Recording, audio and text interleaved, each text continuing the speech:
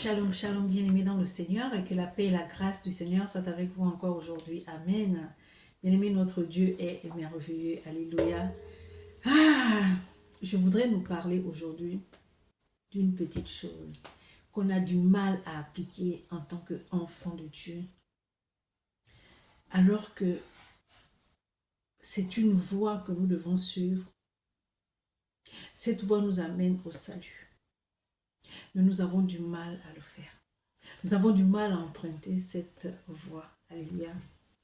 Bien-aimés dans le Seigneur, vous voyez, lorsque le Seigneur m'a donné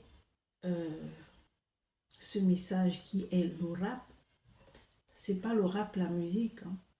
La repentance, l'amour et le pardon, je me suis dit, waouh, j'ai dit, mais Seigneur, mais pourquoi dans cet ordre? Il me dit, vous ne pouvez pas venir me demander quoi que ce soit sans vous repentir parce que vous êtes sale. Donc, bien aimé dans le Seigneur, lorsque nous allons devant la présence de Dieu, ce n'est pas pour lui demander quoi que ce soit. C'est pour nous humilier et lui demander pardon. Alors tu te repens devant ton Père avant de lui demander quoi que ce soit parce que nous sommes sales. Amen. Et j'ai dit, et pourquoi l'amour avant le pardon? Et il me dit ceci, si tu n'as pas d'amour, tu ne peux pas pardonner. Si tu n'as pas d'amour pour ton prochain, tu ne peux pas l'aider, tu ne peux pas prendre soin de lui. C'est-à-dire que quand on n'a pas d'amour, on est aigri. Quand on n'a pas d'amour, on est imbu de notre personne. C'est-à-dire que c'est l'orgueil qui prend le dessus. Amen. Beaucoup d'enfants de Dieu aujourd'hui sont malheureux à cause de l'orgueil. Tu penses que ce que tu fais, c'est bien, que ton comportement vis-à-vis de tes frères et sœurs en Christ, la manière dont tu te comportes, tu penses que c'est bien. Tu ne parles à personne, tu es très individuel, tu ne veux même pas qu'on t'approche. Mais bien aimé, où tu vas avec? Où est l'amour de Dieu dans tout ça? Est-ce que tu glorifies le nom de Dieu dans tout ça? Tu ne glorifies pas le nom de Dieu. Tu as en toi l'orgueil, l'arrogance, la suffisance. Et cela n'est pas digne d'un enfant de Dieu. Alléluia. Nous avons du mal à nous pardonner. Nous avons du mal. Mais bien aimé dans le Seigneur, je connais un tout petit peu. Je n'ai pas la science infuse, mais je connais les bienfaits du pardon. Quand on dit que le pardon est une puissance qui libère, c'est véritablement une puissance qui libère. Et je vais même dire que le pardon est une puissance qui restaure. Quand tu ne pardonnes pas, bien aimé dans le Seigneur, tu es embêté. Tu n'as pas la paix en toi. Parce que lorsque quelqu'un t'a humilié, quelqu'un t'a fait du mal, et que tu n'as pas encore, c'est-à-dire que tu t'es pas encore vengé, la colère est en toi. Alléluia. La colère est en toi. Alors, quand tu es en colère, ça t'excite à te venger. Tant que tu ne t'es pas vengé, tu n'es pas tranquille. Même si tu as raison dans l'affaire, tu n'es pas en paix. Donc, pour avoir la paix, pour être libre, mon frère, ma soeur, mets ton orgueil de côté. Mets ton arrogance de côté. Mets ta suffisance de côté. Pardonne, ce n'est pas une faiblesse. Les gens te diront, mais c'est toi qui as raison dans l'affaire. Comment tu pardonnes? Ces gens ne veulent pas ton bien. Ces gens veulent te voir souffrir. À un moment donné, ils en auront marre de toi parce que tu vas te plaindre tous les jours. Et pourtant, ce sont ces mêmes personnes qui te disent, tu n'as pas à demander pardon, c'est toi qui as raison dans l'affaire. Non, mon frère, ma soeur, enfant de Dieu, pardonnons, ce n'est pas de la faiblesse. Mais si tu pardonnes à celui qui t'a fait du mal, oh, mais tu remues le ciel. La parole de Dieu nous dit, ne maudissez pas, bénissez. Priez pour vos persécuteurs. My God, si Dieu nous dit ça, ça veut dire quoi? Ça veut dire qu'il nous a donné la capacité de le faire. Mais si tu n'ouvres pas ton cœur, tu ne peux pas avoir cette force, tu ne peux pas avoir cette capacité de pardonner. Alléluia. Parce que, bien aimé, le pardon est divin. Le pardon n'est pas de ce monde. Pardonner, c'est facile? Non, ce n'est pas facile.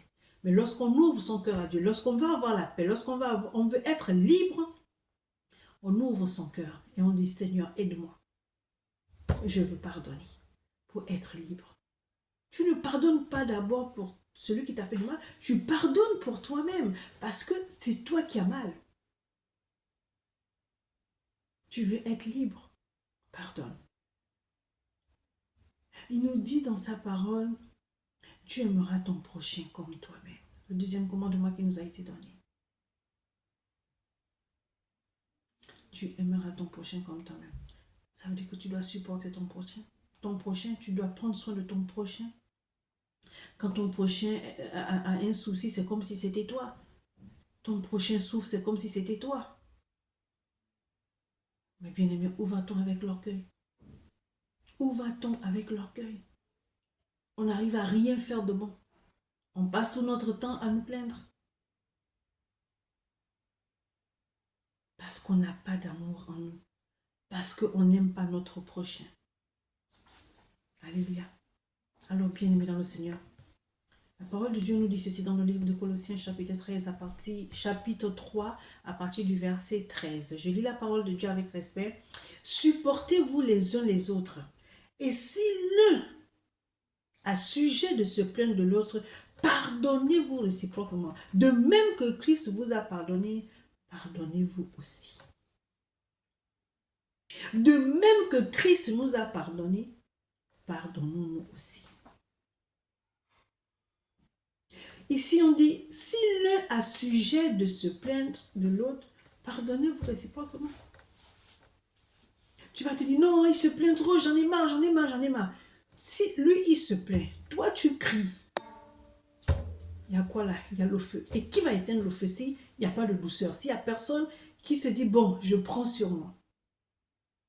Je pardonne. Ou je dis, qu'est-ce qui se passe? Et tu prends tout sur toi. Mais ce n'est pas de ta propre force.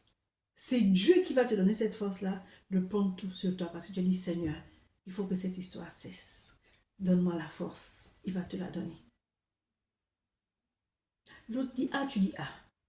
Il dit B, tu dis B. Il dit C, tu dis C. Tu es même déjà à Z. On ne peut pas régler un problème comme ça. Et là, vous honorez qui? Certainement pas l'Éternel des armées. Qui rit aux éclats?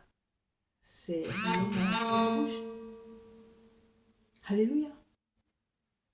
Alors donc, bien aimé dans le Seigneur, la parole de Dieu nous dit, supportez-vous les uns les autres, pardonnez-vous réciproquement. De même que Christ vous a pardonné, pardonnez-vous aussi.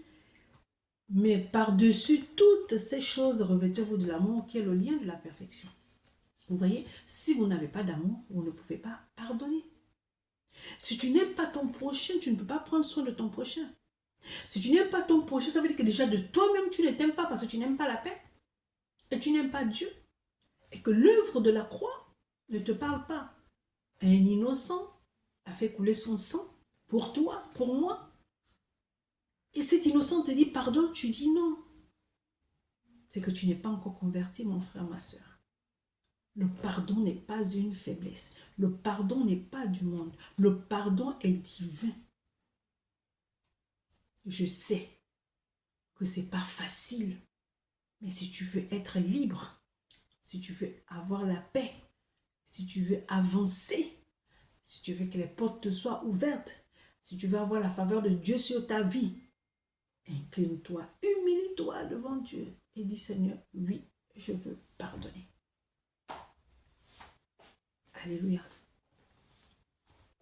Le verset 15 dit, et que la paix de Christ à laquelle vous avez été appelés pour former un seul corps règne dans vos cœurs et soyez reconnaissants. Mais comment la paix du Christ va régner dans nos cœurs si nos cœurs sont fermés? Si l'orgueil est en nous, moi. Peut-être que tu occupes une position bien élevée là et tu te dis, non, non, non, ma position ne me permet pas de demander pardon. Oh, mon frère, ma soeur, ça ne sert à rien, ça c'est vanité de vanité. Tu es enfant de Dieu, tu te dis chrétien, tu te dis enfant de Dieu. Qu'est-ce que ton Dieu te dit? Ton Dieu te dit pardonne à ton prochain. Qu'est-ce que ton Dieu te dit? Ton Dieu te dit aime ton prochain comme toi-même. Mais si tu n'aimes pas ton prochain, mais même, ça veut dire que si tu n'aimes pas ton prochain, tu ne peux pas pardonner. Tu ne peux même pas essayer de le comprendre. Tu n'as pas d'amour. Vous voyez? Alors, si tu ne sais pas aimer, tu ne peux pas pardonner. Donc, même dans ton mariage, tu vas échouer. Dans ton travail, tu vas échouer. Tu vas briller un temps. Mais ce sera comme un feu de paille. Toi, madame, tu es mariée. Ton mari devait rentrer vers 19h20. Tu te dis, chérie, j'arrive à 19h. 19h, il n'est pas là. Il arrive à 20h. Maman, maman, maman. Tu t'es où? Et tu ne laisses même pas le temps à la personne de parler. La personne peut-être a envie de te dire que, bon, chérie, pardonne-moi, mais non, il ne peut même pas dire ça. Parce que tu parles, mais...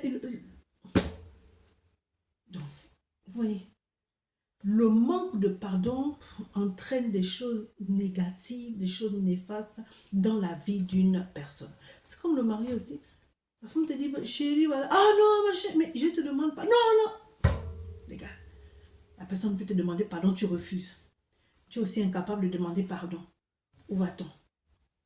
Je ne suis pas là pour juger ou condamner. Je voudrais tout simplement que comme la parole de Dieu nous dit que nous sommes le sel de la terre, il faut qu'il y ait des œuvres. Vous êtes le sel de la terre. Qu'est-ce qui nous prouve que vous êtes le sel de la terre? Vous brillez par quoi? Par le manque de pardon?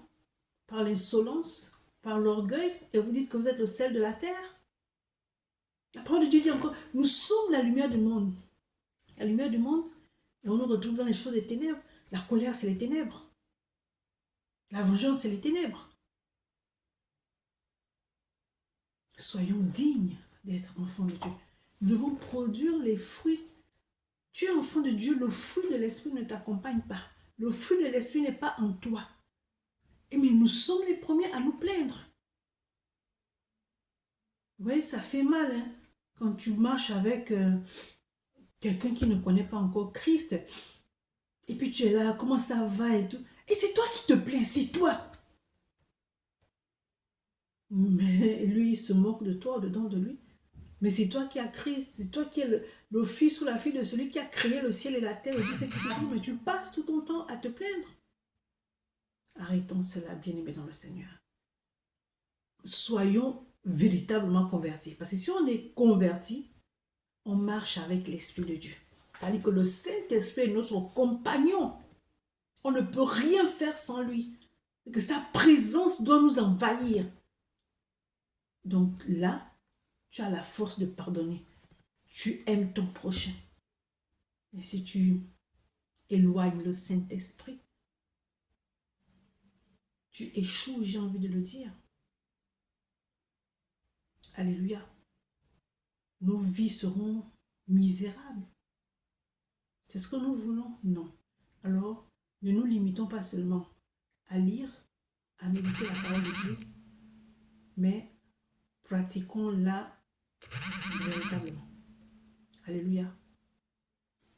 Notre Dieu est merveilleux. L'obéissance est la clé de la faveur de Dieu dans notre vie. Lorsque tu obéis, tu attires la faveur de Dieu. Mais lorsque tu désobéis, tu attires la colère, la fureur de Dieu. Alors, bien aimé dans le Seigneur, la parole de Dieu nous dit, aimez-vous les uns les autres, alors aimons-nous.